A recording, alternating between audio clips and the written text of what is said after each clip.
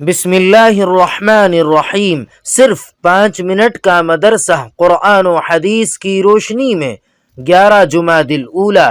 Number 1، اسلامی تاریخ۔ غزوہ بدر۔ مسلمانوں کو صفحہ ہستی سے مٹانے کے لیے مشرکین مکہ 1000 فوجی کا لشکر لے کر مکہ سے نکلے۔ سب کے سب ہتھیاروں سے لیس تھے۔ جب حضور صلی اللہ علیہ وسلم کو اطلاع ملی تو آپ صلی اللہ علیہ وسلم ان کے مقابلے کے لیے اپنے جانثار صحابہ کو لے کر مدینہ سے نکلے، جن کی تعداد 313 یا کچھ زائد تھی، جبکہ مسلمانوں کے پاس 70 اونٹ، 2 گھوڑے اور 8 تلواریں تھیں۔ یہ میدان بدر میں حق و باطل کی پہلی جنگ تھی۔ مشرکین نے پہلے ہی سے پانی کے چشموں پر قبضہ کر لیا تھا، جس کی وجہ سے مسلمانوں کو خشک ریگستان میں پڑاؤ ڈالنا پڑا، جہاں وضو اور غسل حتیٰ کہ پینے کے لیے بھی پانی موجود نہیں تھا۔ چنانچہ حضور صلی اللہ علیہ وسلم صحابہ کی صفیں درست فرما کر خیمے میں تشریف لے گئے اور سجدے کی حالت میں یہ دعا فرمائی: اے اللہ، اگر آج تو نے اس مٹھی بھر جماعت کو ہلاک کر دیا تو روئے زمین پر تیری عبادت کرنے والا کوئی نہیں رہے گا۔ اللہ تعالی نے اس دعا کی برکت سے بارش نازل فرمائی، جس سے تمام ضرورتیں پوری ہو گئیں۔ میدان جنگ بھی سازگار ہو گیا، جس کی وجہ سے مسلمانوں کو شاندار فتح نصیب ہوئی۔ قریش کے 70 افراد مارے گئے، 70 افراد قید کیے گئے، جبکہ مسلمانوں میں سے 14 صحابہ شہید ہوئے۔ نمبر 2، اللہ تعالی کی قدرت۔ ہوا میں نظام قدرت۔ ہوا میں اللہ تعالی کا نظام قدرت دیکھو کہ اس نے ہوا پر بادلوں کو ایک جگہ سے دوسری جگہ لے جانے کی کیسی ڈیوٹی لگا رکھی ہے کہ وہ برابر بادلوں کو ایسی زمین پر لے جا کر بارش برساتی ہے جہاں کی زمین سوکھی اور پانی کے لیے پیاسی ہو۔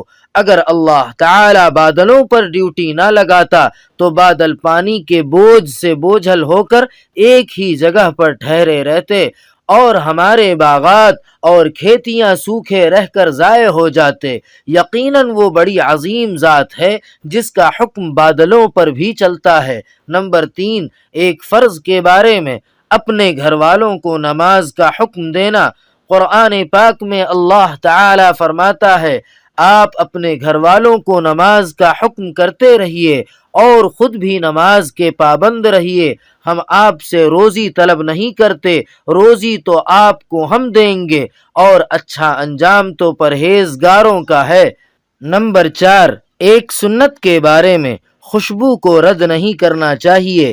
رسول اللہ صلی اللہ علیہ وسلم کو جب خوشبو کا ہدیہ دیا جاتا تو آپ صلی اللہ علیہ وسلم اس کو رد نہیں فرماتے تھے۔ نمبر 5، ایک اہم عمل کی فضیلت، سلام کرنے پر نیکیاں۔ رسول اللہ صلی اللہ علیہ وسلم نے فرمایا: جس نے السلام علیکم کہا اس کے لیے 10 نیکیاں لکھی جاتی ہیں، اور جس نے السلام علیکم ورحمۃ اللہ کہا اس کے لیے 20 نیکیاں لکھی جاتی ہیں، اور جس نے السلام علیکم ورحمۃ اللہ وبرکاتہ کہا اس کے لیے 30 نیکیاں لکھی جاتی ہیں۔ نمبر 6، ایک گناہ کے بارے میں، شراب، مردار اور خنزیر حرام ہیں۔ رسول اللہ صلی اللہ علیہ وسلم نے فرمایا: اللہ تعالی نے شراب اور اس کی قیمت، مردار اور اس کی قیمت، خنزیر اور اس کی قیمت کو حرام کر دیا ہے۔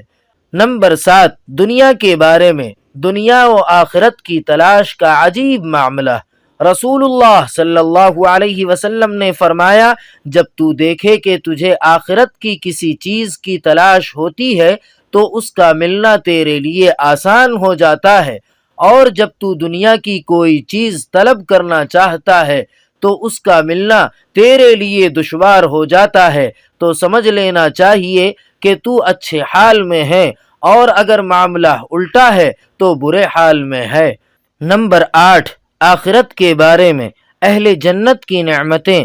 قرآن پاک میں اللہ تعالی فرماتا ہے: جن کو داہنے ہاتھ میں اعمال نامے دیے جانے والے ہیں وہ داہنے والے ہاتھ کتنے اچھے ہوں گے، وہ ان باغوں میں ہوں گے جن میں بغیر کانٹوں کی بیریاں ہوں گی، تہ بتہ کیلے لگے ہوئے ہوں گے، لمبا لمبا سایہ ہوگا، بہتا ہوا پانی ہوگا، اور کثرت سے میوے ہوں گے جو نہ کبھی ختم ہوں گے اور نہ ان پر پابندی لگائی جائے گی، اور وہاں اونچے اونچے فرش ہوں گے۔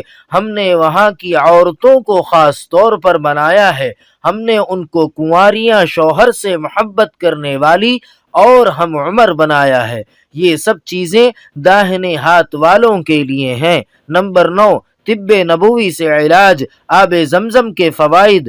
حضرت جابر بن عبداللہ رضی اللہ تعالی عنہ کہتے ہیں کہ میں نے رسول اللہ صلی اللہ علیہ وسلم کو فرماتے ہوئے سنا، زمزم کا پانی جس نیت سے پیا جائے اس سے وہی فائدہ حاصل ہوتا ہے۔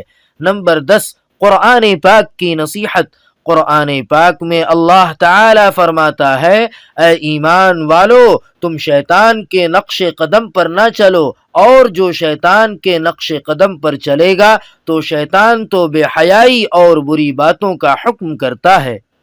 سبحان ربک رب العزت عما یصفون وسلام علی المرسلین والحمد للہ رب العالمین۔